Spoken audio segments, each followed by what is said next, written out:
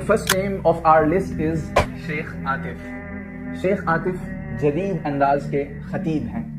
شیخ عاطف کی تعلیم جدید علوم کے مرکز امریکہ میں ہوئی ہے، اور دوسری طرف وہاں سے فارغ ہونے کے بعد انہوں نے درس نظامی میں بھی اپنی تعلیم کا ایک وقت گزارا. گویا وہ جدید نافع اور قدیم الصالح کا مجمع البحرین ہے، یعنی دونوں طرح کی ایجوکیشن سے وہ بہرہ ور ہیں. شیخ عاطف کا طرز گفتگو بہت پرجوش اور بہت حرارت لیے ہوئے ہیں، اور وہ بڑے درد کے ساتھ اور بڑی سوزش کے ساتھ اپنی باتیں نوجوان نسل کے سامنے رکھتے ہیں.